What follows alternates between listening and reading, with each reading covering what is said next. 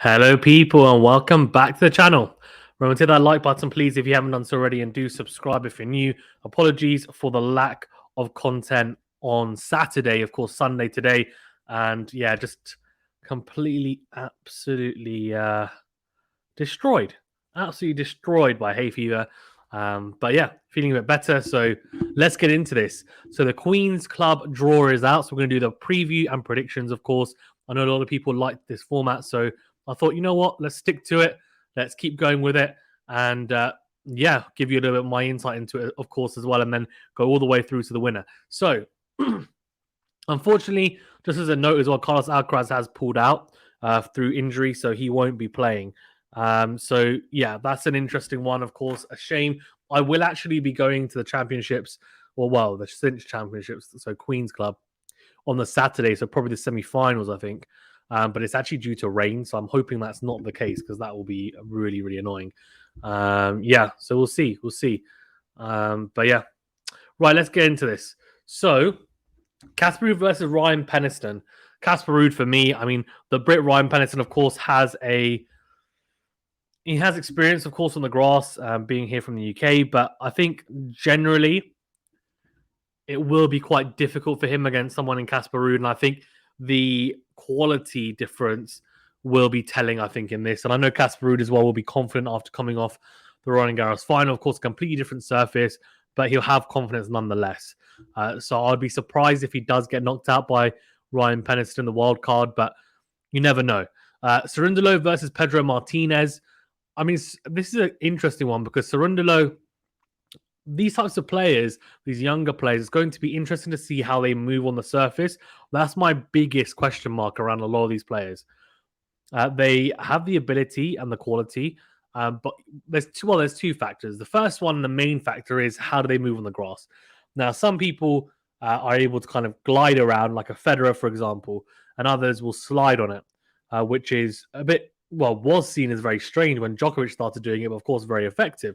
So there's different ways of being able to move on it effectively as a surface. But what I would say is that getting to grips with it is difficult because it can be a little bit more slippery, of course. It's not, you don't have as kind of a sure footing at times. I mean, even Federer last year at Wimbledon said he kind of didn't feel 100% sure of his footing there, and that was kind of more slippery than usual. But the grass can be slick like that. So it'll be interesting to see how sure people are of their footing and kind of able to really kind of plant their feet and then hit through the ground strokes, and also how they transition to the net and how they utilize, different ground strokes as well, like slices, and how they combat the opponent's slices as well. Are they going to be able to play the lower bouncing ball better on this surface? That's the other question, of course, that second point I was going to make. So, of course, Casper Ruud, coming off the clay, likes the higher bouncing courts, but you imagine with his pedigree anyway, I mean, the first seed, he should step up to the challenge. I imagine he will be getting through that, but you never know. Cerundolo versus Pedro Martinez. I think the youngster will have too much, but I'm not sure. To be honest with you, it's a 50-50. Brooksby versus Krajinovic. I think Brooksby will enjoy the grass. I think, obviously, a little bit similar in game style to Murray, although the big difference is the first serve. The first serve is nowhere near as potent as Murray's. But in terms of the backhand as well, can hit very flat through it. He'll get a lot of success with that backhand and also the forehand as well, generally. So likes to grind from the back, but has good touch and feet around the net. I think he will have some success. I don't think he'll go super deep, say Wimbledon as an early take, but I think he will have some success, and I think he'll get through Krajinovic. Querrey versus Schwartzman. This is a really tough one for Schwartzman because Querrey is a big server. He'll have a lot on his side on the grass. Schwartzman, you'd imagine, would have too much pedigree, but this is the complete opposite to what he likes and is used to. Of course, loves the clay. Not sure how he's going to fare. Although being of smaller stature, you'd imagine actually the lower bouncing ball is probably easier for him to kind of get under. But in saying that, he's also Argentinian. He's grown up on clay courts all his life. So I'm very intrigued about this one. This is a pick'em, even, in my opinion. I'm actually going to go Sam Querrey to cause the upset. I think he might serve too big. I mean, he's now been very, very, I think, up and down. He qualified as well. So Let's see. But I think he is at home on the grass. I really think he will be. So we'll see. We'll see. Taylor Fritz versus Jack Draper. That's a really good matchup because Jack Draper's been in some really good form.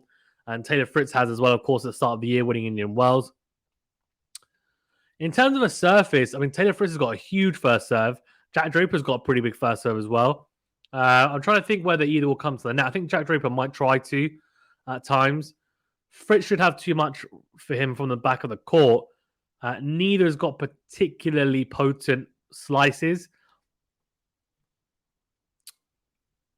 I'm actually going to go Jack Draper as the home player. And I just feel as a lefty, he might have a lot of success going cross-court into the backhand of Fritz. I'm not sure how well Fritz is going to combat that lower bouncing ball to his backhand. But let's see. It's really tough, right? Because, of course, we haven't seen any of these players, apart from one or two, who have played, for example, in Stuttgart in action. So it's quite tough to know. And, of course, we didn't have Wimbledon in 2020. In 2021, we did. But we haven't seen a lot of, I guess, there hasn't been a lot to go on in terms of matches played for these guys on this surface, especially the younger guys. Rusevori against Quinton Halys. I'm going to go Rusevori. Musetti Bublik. Musetti again. The one-hander, he might have to slice that one-hander quite a lot on this surface. I'm not sure how comfortable he's going to feel going through, although he does seem to enjoy hitting it, whether it's higher bouncing or lower bouncing that backhand. So Bublik, you might have success here as well. There's a lot of 50-50s here. I'm going to go Musetti, but not with a lot of confidence.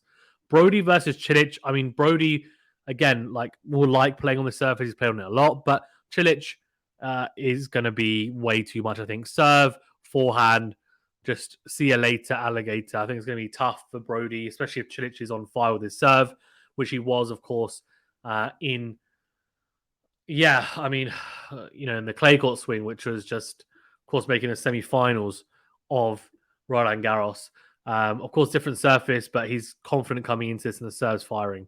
Opelka, Alex de Minaur, that's a really good matchup because de Minaur's a great returner, gets around the court really, really well.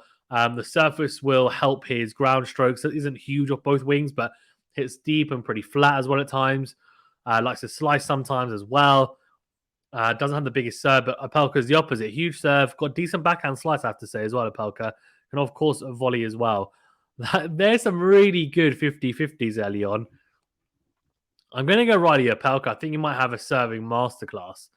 Ramos Vinales versus David Fokina. I'm actually going to go David Fokina. And that was a very quick pick, and you might wonder why. And that's because he was boys champion at Wimbledon only a couple of years ago. Or I think it was maybe 2 or 3 years ago, maybe. So I think he's obviously comfortable enough on the surface. Van der Zandschulp versus Paul Jump. I'm going to go Van der Zandschulp. I think too much in terms of quality. And Dimitrov, Cam Norrie, that is an incredible first round.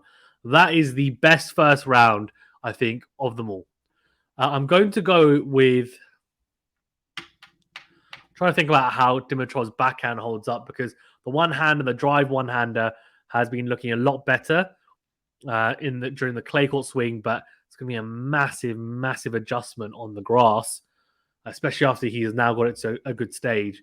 He might end up slicing a lot again, but he's got everything, to be fair, Dimitrov. But Cam Norrie is just industrial, I think is the right word for it, but he's really good at just breaking down people. Such a tough one. I'm going to go Dimitrov to cause the upset. You know that. Might be crazy, but I'm going to go Dimitrov. Shapovalov, Tommy Paul. Shapovalov should come through that. He likes the grass. He, of course, made the semi-finals of... What was semi-finals? Yeah, semi-finals of Wimbledon last year. Lots of Novak Djokovic. Has some chances there as well. If he serves well, forehand, backhand, loves the surface. I mean, he can hit flat, can hit with topspin, can, comes to the net. Just loves moving and moves really well on it, to be fair, as well. TFO Wawrinka. I'm actually going to go TFO. I think TFO will like the quickness of the court. So I think Wawrinka, it's going to be tough for him. I mean, he just doesn't look anywhere near the type of player that we're used to seeing. Murray Sonego is a great one. But Murray, after, of course, making the final of Stuttgart losing to Berrettini in 3 sets. He'll be in great form, so I'll go for him. And Berrettini to come through Dan Evans. That's a really tough first round for Berrettini because Dan Evans is a really tricky player on grass.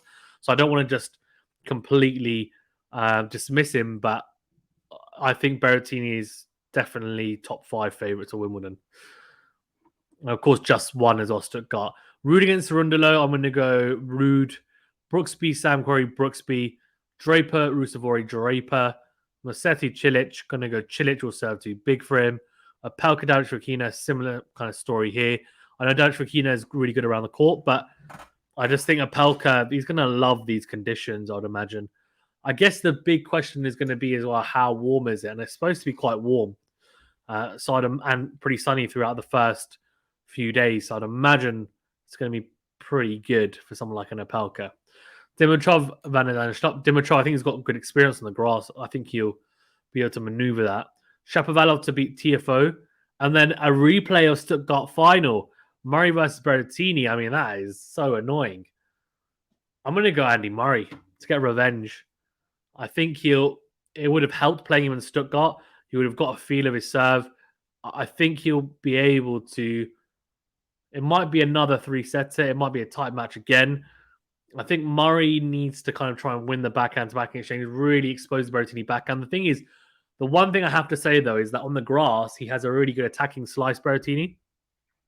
And that can get him out of a lot of trouble. And Murray isn't as good hitting the backhand low at his ankles. Now, it's still a very good backhand, but it's just not as effective. And, of course, doesn't tend to attack. And it's very hard to attack that Berrettini's backhand slice. So interesting to see whether Murray can slice in return and get to neutral and then step in himself. The forehand-to-forehand exchanges are not for Murray. I mean, Berrettini's got a huge forehand. And then serve return, I guess, is a big one because Berrettini's a huge server. Murray's an incredible returner. Murray's also a very good server. Probably not nowhere near as good as Berrettini, but he's not that far off. But Berrettini returning-wise is not great. But Berrettini's serve is good enough to kind of get him through a lot of games and then easy games as well. So Murray needs to make a lot of first serves, needs to kind of try and get to the Berrettini backhand as much as possible, and then needs to kind of be good on the forehand side as well. I think proactive is the right word. Brooksby, Ruud. I'm actually going to go Brooksby. I think he's just going to prefer the surface, honestly. Draper, Cilic, that's a tough one. I'm going to go Cilic. Opelka, Dimitrov.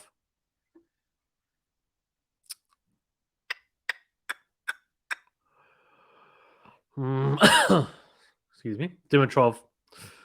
Too much quality. Shapovalov, Murray. Replay of Wimbledon last year. Shapovalov beat him in straight sets. I think it's going to be different this year. I'm going to go Andy Murray to beat Shapovalov. Tame the Canadian. Big hitting Canadian. Cilic, Brooksby, going to go Cilic. Dimitrov, Murray. Going to go Dimitrov. Cilic and Dimitrov in the final. I'm going to go Cilic. I'm pretty high on him right now. I think he's in the top 5 favourites for Wimbledon as well. Him, Berrettini, Djokovic is up there. Nadal, if he plays, of course. Maybe one more. Not really sure. To be honest, I need to have a think about it. But yeah, I'm pretty high on him at the moment. I really am. So that's my draw preview. Let me know your predictions as well. Who have you picked? Have you picked someone else? Have you picked Berrettini to win? Like he won Stuttgart. Can you go back to back? Have you picked Andy Murray? Have you picked Dimitrov? What do you think of my picks? What do you agree with? What do you disagree with? Let me know in the comments below. We will be doing a grass court swing power rankings either today or tomorrow, on top of also some more draw previews. And I'll also try and do a post-match for Berrettini versus Murray in that final Stuttgart as well. If you're a podcast listener or watcher, do remember to hit that subscribe button, follow button. Also leave a rating or review. Really does help us out. 5-star rating, of course, if you are enjoying the podcast, that is. Do subscribe if you're watching on YouTube and like the video. You can also support the channel further by becoming a member. Thank you to all you members. I will actually be releasing as well a member video this week. Today, about my opinion on Wimbledon and the point system, etc. So that will be coming out very soon. So that's exclusive for members. But of course, majority of the content is all for subscribers. So subscribe. If you want some extra content, want to support us further, then membership is the way forward. So it's that join button. Thanks very much, guys. Stay safe and well.